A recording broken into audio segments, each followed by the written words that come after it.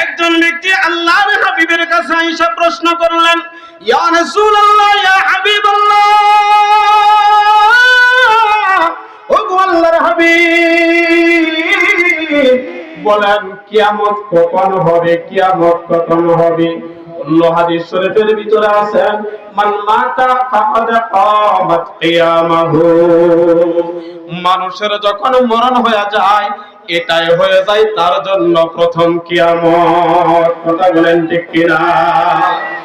এই ব্যক্তিটা বলতে লাগলেন, ইয়া রাসূলুল্লাহ, ইয়া হাবিবাল্লাহ, ওগো আল্লাহর হাবিব,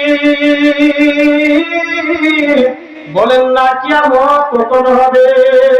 নবীজি প্রশ্ন করলেন, ক্বালা মা আ'দাত্তা লাহা, ও ব্যক্তি তুমি বলো এই কিয়ামতের জন্য তুমি কি প্রস্তুতিটা গ্রহণ করেছো? ওই ব্যক্তি ডাক দিয়ে বলেন, ইয়া রাসূলুল্লাহ, ইয়া হাবিবাল্লাহ, ক্বালা মা আ'দাত্তু লাহা মিন কাসীরি সালাতিন ওয়ালা সাওমিন ওয়ালা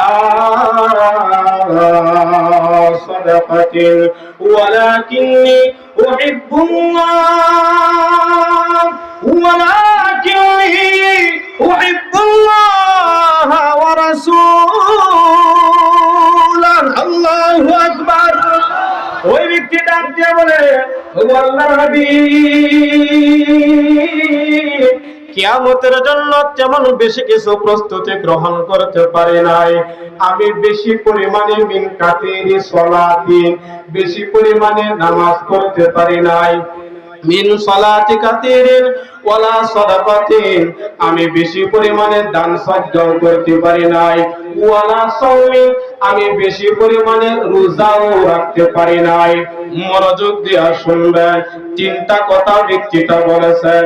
এক নাম্বার বলেছেন, আমি বেশি পরিমাণে রোজা রাখতে, আমি বেশি পরিমাণে নামাজ পড়তে পারি নাই। দুই নাম্বার বলেন, আমি বেশি পরিমাণে রোজা রাখতে পারি নাই। তিন নাম্বার বলেন, ওয়ালা সাদাকাতিন, আমি বেশি পরিমাণে দান সদকা করতে পারি নাই। এখানে বেশি বলতে কি বুঝাইলো? এখানে বেশি বলতে বুঝাইলো, ওগো আল্লাহর হাবিব, আমি বেশি পরিমাণে নফল নামাজ পড়তে পারি নাই, আমি বেশি পরিমাণে নফল রোজা রাখতে পারি নাই, আমি বেশি পরিমাণে নফল দান সদকা করতে পারি নাই। কিন্তু ওগো আল্লাহর হাবিব,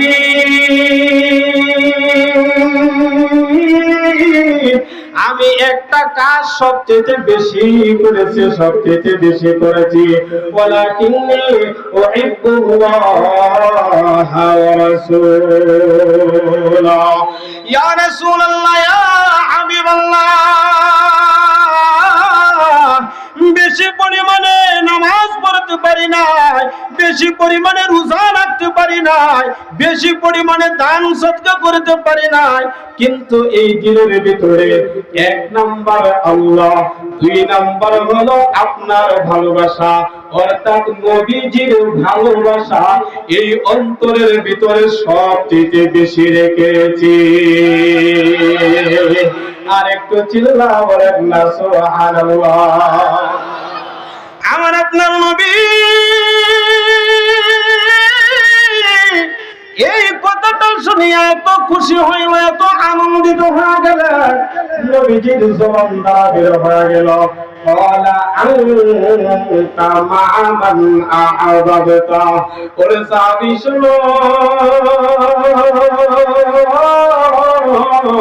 তোমার দিলের ভিতরে যে আল্লাহ এবং আল্লাহ রাসূলের ভালোবাসা সবচেয়ে বেশি রেখেছো, এই কারণে হাসরের ময়দানে এই রাসূলের সাথে তোমার হাসর নাসর হবে।